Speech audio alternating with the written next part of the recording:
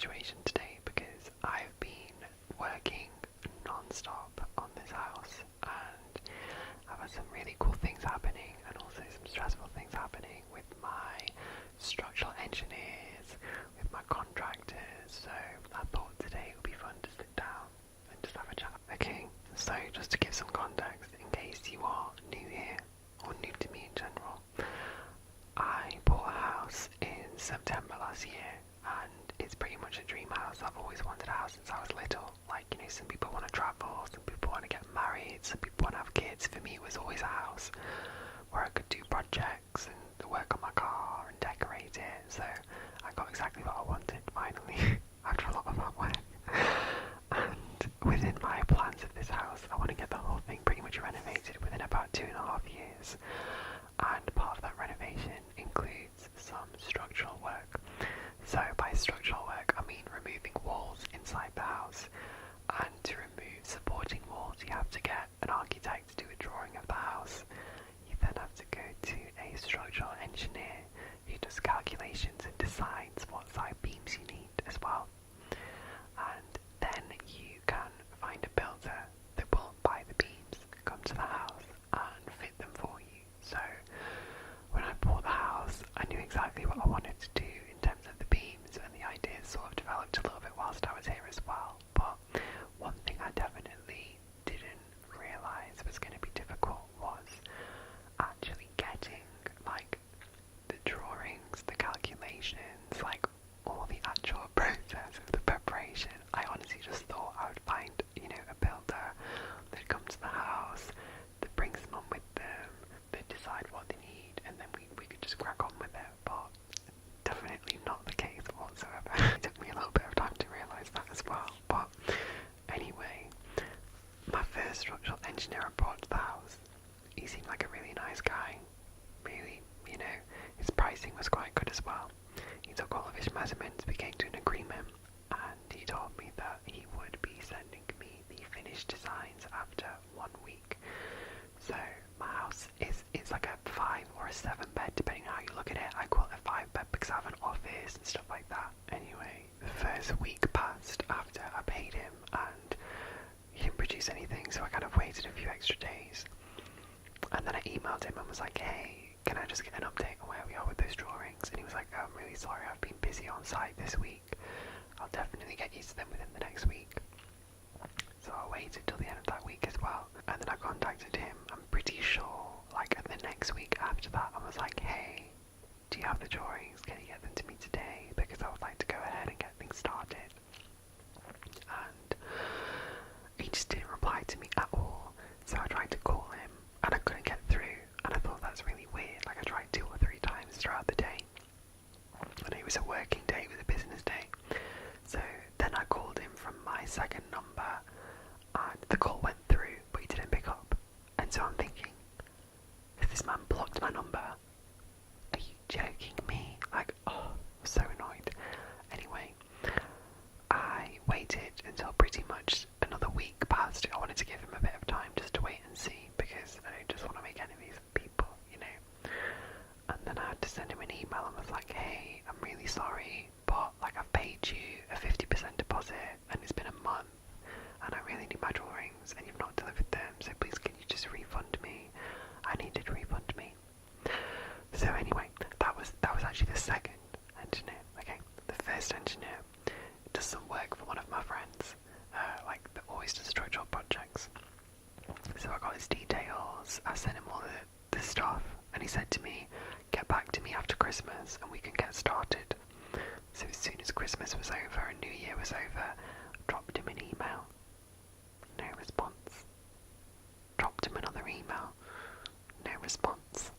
And I was thinking, like, am I doing something wrong here? Like, I was really well organised with my emails and stuff. Like, I sent him a drawing of the house. It wasn't an architect's drawing, but it was like photographs, and it was showing where the walls were going to be removed, and I thought I was making it quite easy for them, so it was really strange. But anyway, that was the first one.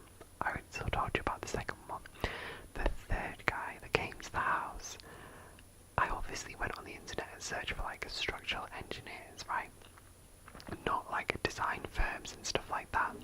And this firm had like added themselves to this website as being like a structural engineering firm, right?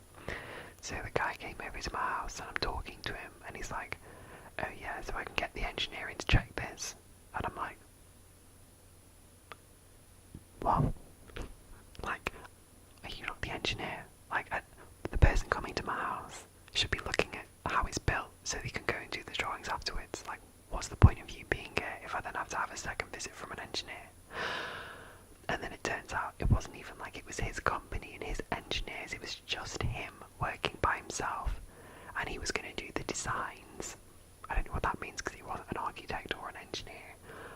And then the engineer was going to like do the calculations and everything else, and he would subcontract an engineer.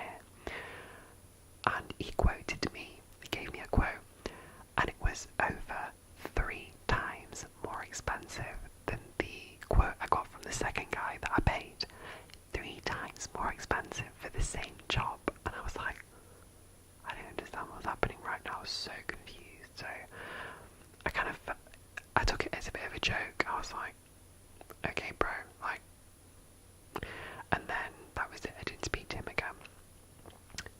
The 4th engineer that was recommended to me by one of the builders that I found that I wanted to do the work for me, he came over to the house, this engineer, and he's an older guy, and he was telling me these really inappropriate stories about his time at university, and he was also bitching about like different types of architecture, because I really love Edwardian architecture and housing interior design, because Edwardian is a combination of some of the best work of all the other different periods. So the Regency period, Victorian period, Tudor period, Edwardian sort of picks little bits from all of them and it combines them in a really beautiful way. I'm a big fan of Edwardian, that's why I bought an Edwardian house. And which means Edwardian, for anyone that's not in England by the way, Edwardian is like built between like 1902 and 1910. I think that's sort of the bracket, I think. So around 112 years old. My house is around that age now. And they sort of have high ceilings and big rooms, and they're very difficult to heat because they're just so big. So I have a boiler going in soon, which will be really nice. At the moment I've got no heating in my house, which is a little bit dramatic, but I survived the winter, so everything's fine. It's fine. But anyway, he came over, he ended up, stood talking to me for ages, and then as he was leaving, he kind of said something a bit strange to me. I can't remember what it was, but it was something weird. And then I just never heard from him again. And nothing weird had happened at all. All that would happen is that I just like listened to him tell his stories, and that was it. Like that was all that happened after I showed him the house. He never sent me a quote. I never heard back from the company, and I was sat thinking like, this is so weird. And what I would understand is if it was just one wall that I was modifying or removing, and it's just a lintel, like a concrete lintel, I would kind of understand like potentially people not being interested. But I'm doing 7 major modifications in this house throughout the whole of the downstairs, so it's a decent amount of work, right? Like, it's not building a whole new property, but it's not like most people, domestic people, are just removing like one wall, for example, right? So that was really confusing. Anyway, then a guy that I grew up with, I didn't know him that well, but he was friends with someone in my family, qualified, graduated as an architect, and obviously he's not been able to get work because of COVID and stuff like that. So he contacted my family member and said, if John wants any drawings done of his house, I'll happily come over and do them for free. I'm not licensed, so you can't use them without someone else signing off on them, but it's good for my experience. I can build my portfolio, and if it helps you, then it helps you as well. So I said yes. So I drove to pick him up. He lives about an hour away. Brought him here for the day, fed him, let him do his drawings and have a great day, and then I drove him home as well. And I contacted a few structural engineer places saying, hi, I don't need the, because the first few places I spoke to, I didn't have any drawings that could be used, right? So they had to do that. So I'm thinking to myself, maybe these places are going to be a bit more likely to take on the work and just get on with it and quote me if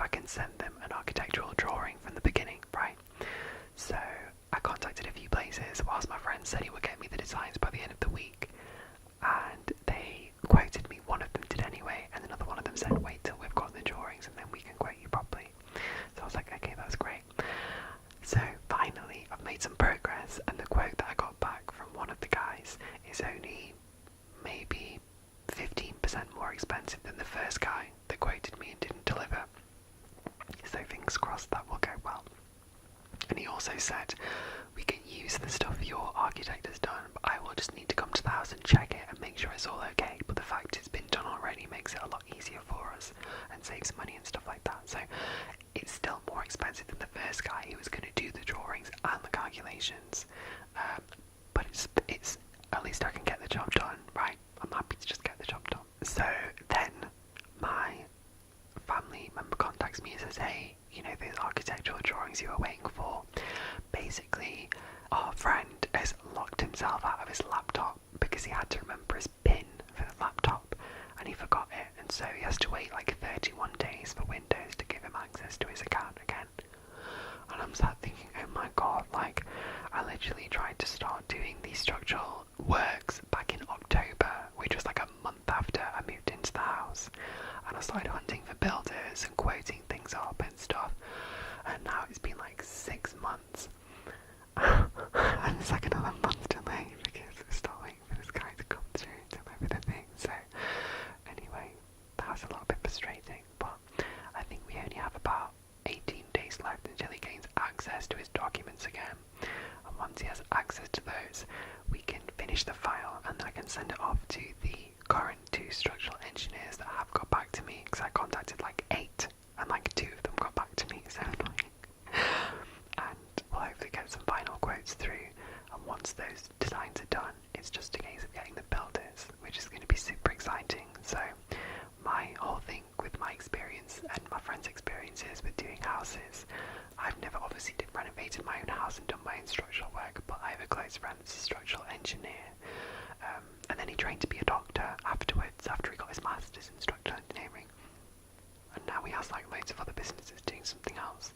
But I've been on his projects with him before, where he's like lifted roofs up on buildings and removed tons of walls from big houses and stuff like that. So I feel like I've not done it, but I've kind of passively watched the process, and I kind of feel a bit like, okay, like I'm willing to have a little bit of a go at this now. So I've kind of lent on him a little bit for advice, but what I've learned from the process is that things really have to get worse before they can get better, and the worse you're willing to let things become, the better the final outcome will be. For example, downstairs in my dining room, if I keep everything how it is, keep the wallpaper on the ceiling and stuff like that, whatever, it'll be easier and prettier, but ultimately the final finish won't be as good.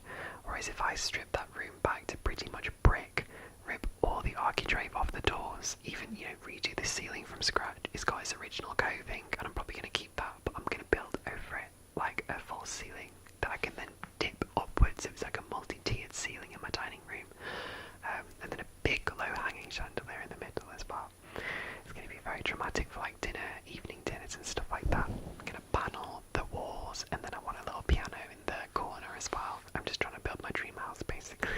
I just want like a nice family house. It's going to be really awkward because I literally live by myself and don't have that many friends now, because obviously I've just moved here and it's been locked down, but I'll just have a big family house anyway. Yellow. But yeah, so I'm kind of at the point now where I've been here for 6 months and I've survived the winter, and I just want to start ripping out the walls now. I want to start replastering everything, rewiring everything. I've already started a little bit with one of the bedrooms, bedroom 4. This is bedroom 3/office, but bedroom 4, which is like 2 rooms down from this one. I ripped everything out, I got it replastered, I got it rewired, designed some really intricate paneling for it, which took ages by the way, and the lighting system, and got it done. So the room is panelled, but I'm having to caulk it and sand it myself, which is a huge job, and I still haven't got any architrave either. Architrave, if you aren't familiar, it's the design that goes around the windows and the doors, like on the frame that sticks out, and in older properties it's usually a bit more expensive because newer properties don't tend to have it, but in the older properties you have quite big dramatic architrave, right? So I need to sort that out, but I'm really excited to have that room finished because it's going to be so dramatic. Really, really dramatic. I'm so excited for it, but it's just such a long process. But once that room is finished and I have like a stable bedroom, my plan is to pretty much gut 2 or 3 other rooms upstairs and rewire them, re-plaster them and just make them super comfortable and cozy and a really nice place to be, so I can have like friends or family come over and have a comfortable place to sleep, especially once I've got my heating system installed. Through the winter I had a few friends contact me and say, you know, we'd love to come and stay with you, we're so sick of lockdown, etc, etc. And obviously I wouldn't have let people come to stay with me anyway because of bubbles and stuff like that, but I didn't want to have people come and stay at the house because I feel like they're just going to freeze to death in their sleep, you know. I had someone in my family stay over once and I gave them an electric heater and I think they were still a bit cold, so it was kind of challenging, but I think once the heating is in it's going to be fine. So with regards to the heating, the house actually didn't come with any heating really. I had a few storage heaters upstairs, electric ones which I've never used, and downstairs it had a few radiators, like 3, and a very small boiler, but it didn't get hot and it also didn't really work. So my plumber sort of took a look at it and we realised that the piping's been done really badly, where the heat goes from one radiator to another, and it doesn't come off a main pipe, it just goes around these 3 radiators. So basically the first radiator gets really hot and then the rest of them are just freezing cold. In a house this big you need some really big powerful radiators as well. So we ripped out that, we're going to rip out that entire system, but what we've done is we've installed new piping throughout the whole house. So we ripped all the floorboards up on my upstairs landing, which is like a big long landing that runs straight through the centre of the house, and we've installed a really fat feed pipe, like a feed and then a return as well, and then branching off into every single room we have the pipes, so every room upstairs will have its own heating, which is going to be incredible, like its own big radiator. And I think we've put the pipes in downstairs, but we haven't installed the radiators yet, and we also haven't ripped out the old boiler yet, but we will do pretty soon actually. I just need to confirm the details. But if you ever do any work with contractors, if there's one thing I can recommend, it's that you do everything in writing. It doesn't have to be a contract, because it kind of constitutes to a contract, I believe, if you have it in writing that you agree to something. But I've had people come over and then we've disagreed when they hear about how much they're supposed to be doing, and even with my plumber, he worked out a lot more expensive than I thought he would be based on some of the stuff that's happened. It's, I mean, honestly, like, a lot more expensive than I thought it would be, and I've looked at online manuals and stuff like that, but I just need to get it done. I mean, I'm not paying crazy over the odds, but it's definitely a bit more than I thought I would be paying. But I think generally I'm very critical with budget as well. I don't like to let things slip past me, so even if something's like £5 or £10 more than I think it should be, I'll throw a bit of a fit about it, you know, like I feel like I know what things are supposed to cost. So it's really interesting, but that's going to be amazing once the heating is in. But that's why I kind of want to get the structural work done as soon as possible, because I'm hesitant to install radiators whilst there's walls being removed, because they're just going to get covered inside with dust and be filthy, and it could disturb the pipes. Pipes have already been installed, but I think, you know what I mean, like, it's kind of nicer to rip out the brickwork first, get the beams in, and then do the electrics, then do the plumbing, and know that it's being done around a finished room, right? So that's kind of what's in my head right now. We'll have to wait and see what happens, but I'm really excited for it. But I am just taking it really slow. Like, I had a really busy month last month with the bedroom, and then this month I just took a breather from it, because sometimes it just gets tiring when you're by yourself and you sort of run a business, have a job. I also do YouTube videos on my main channel, and I really enjoy doing my ASMR videos. I find them really relaxing actually, but there's so much that you do during a week, whether it's hobbies, fun or work, that when it comes to like house renovations, I think if you're with someone you can kind of get that inspiration, but sometimes when you're by yourself it's like, it's freezing cold, there's no heating, I don't want to go and sand this room down for like 4 hours. Do you know what I mean? But that's just me. Some people would just soldier on with it. So I have made a lot of progress and I have done a lot with the room, and I'm excited to show you a bit more of it eventually as well. But that's pretty much it for my current structural engineering situation. I'm hoping I'm going to be able to give you some updates really soon, and fingers crossed we'll get the architectural drawings in, we'll get the calculations done, and then we will finally be able to get some builder quotes in and start removing some walls and getting some steel in. So